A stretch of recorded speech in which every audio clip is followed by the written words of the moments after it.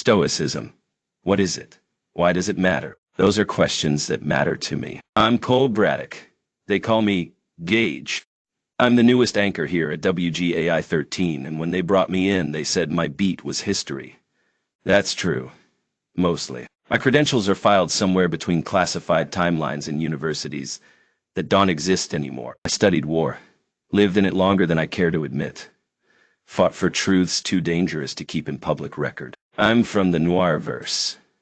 That's what the archivists call it, a place where World War II didn't end on schedule with your Earth Prime history. My world learned to live inside the fog of war. Not a clean ending. Just escalation. But we learned something. That fighting for what's right doesn't always mean fighting for your freedoms. It means fighting and dying for someone else's life, liberty, and safety. One of the conditions of me taking this post and safeguarding the WGAI 13 archives was that I get to speak on my terms. And my terms begin with philosophy. Not the polished kind from a podium. The kind scratched into field journals with broken pens. The kind that doesn't flinch when the shells fall. That's why I'm starting this series with my own personal doctrine. The one that kept me sane. The one that taught me how to hold the line when everything else collapsed. It's called Stoicism. And we are about to dive into it. Stoicism is a philosophy. But don't let that word throw you. It's not robes and marble columns. It's not quoting dead men to sound smart. It's about control, discipline, clarity under fire. It started over 2,000 years ago. Greece. A merchant named Zeno lost everything in a shipwreck. Instead of breaking, he started asking better questions. What do we really control? What actually matters? Later, the Romans picked it up. Hard men in harder times. Emperors lived by it. So did slaves. One of them, Epictetus, said, "You may not control events, but you can always control how you respond." That's the core. That's Stoicism. You draw a line hard and fast. On one side, what you command. On the other, what you don't. Then you stop bleeding energy into ghosts you can't touch. People, weather, death. None of that's in your hands. But your thoughts, your choices, your principles, that's yours. That's where your strength lives. Train your mind to focus only on that, and they can throw hell at you, but you won't move. That's the Stoic ideal. Not cold, not numb, just unshakable. That's what kept me level when the comms died and the sky fell in. Not faith, not luck, just the mindset. Stoicism isn't just theory. It's a framework. 4 core principles like corner posts in a bunker. If one fails, the whole thing can collapse. But when they hold, you hold. Let's break them down. 1. Control what you can. The first pillar, the most vital. Most people live backwards. They chase control where they have none: other people, outcomes, the past. And they ignore the one place they actually have power. Themselves. Your thoughts. Your actions. Your response when the world turns hostile. That's where you dig in. I've had men scream, freeze, fold, not because they were weak, but because they were trying to control the wrong thing. Stoicism says, own what's yours, let the rest burn. 2. Live with virtue. Not values, not rules. Virtue. It means doing what's right, especially when no one's watching, especially when there's a price. In Stoicism, virtue isn't optional. It's the mission: courage, justice, wisdom, discipline. You don't do the right thing because it'll work. You do it because it's right. Even if you lose for it. Even if no one remembers you did it. I've made peace with that. 3. Prepare for the worst. The Stoics called it premeditatio malorum. The premeditation of evil.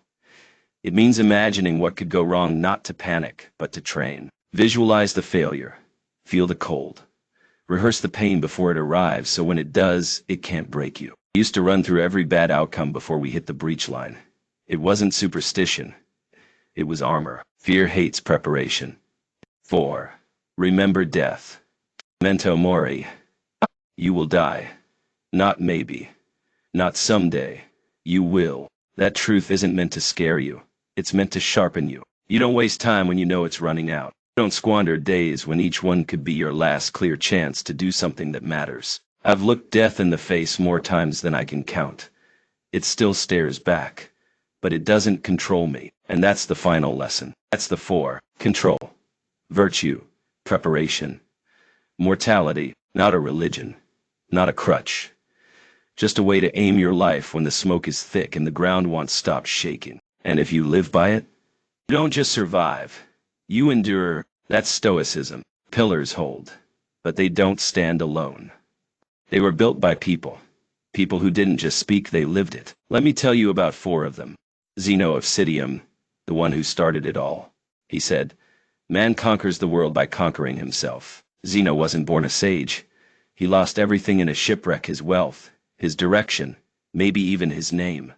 But he didn't break. He rebuilt. From nothing. With nothing. He realized the only thing worth owning, the only thing that couldn't be taken, was the mind. That's the blueprint. That's the first trench you hold. Epictetus, born a slave, crippled, beaten, but free in the one place that mattered. He said, "It's not what happens to you, but how you react to it that matters." That line got me through a corridor fire in a collapsed metro trench. We lost 6 men, didn't lose our minds. You don't control the breach. You control the man stepping through it. Epictetus didn't preach freedom. He practiced it, from inside the chains. Seneca, a statesman, a scholar. He had wealth, influence, enemies. He said, "Sometimes even to live is an act of courage." That hits different when the rations run out, and the hospital bay is full of silence and death. Seneca taught that virtue doesn't mean comfort, it means cost. He wrote letters, as if death was coming any day, and one day it did. Ordered to die by the emperor, he once advised. He didn't beg. He didn't curse. He just opened his veins and died on his own terms. That's not weakness. That's command. Marcus Aurelius, the philosopher king, wrote his meditations on the front lines with plague behind him and war ahead. He said, "You have power over your mind, not outside events. Realize this, and you will find strength." I have that one carved into a shell casing. Brass and ink both carry weight. He ruled a collapsing empire, and never once claimed to control the storm, just his place inside it. He could have drowned in power. Instead, he wrote quietly to himself to stay human. A soldier, just higher ranked. These weren't gods. They weren't perfect. Flawed men who understood they were flawed. Were just men who saw the world for what it was, and chose to stand still anyway. That's what Stoicism is. It's not about being untouchable. It's about being unshaken. And when their words reach you, when they land, you feel it in your spine. Because you've lived it too. Stoicism isn't about winning. It's about not breaking when everything else does. It's not optimism. It's not faith. It's clarity. Control what you can. Let go of what you can't.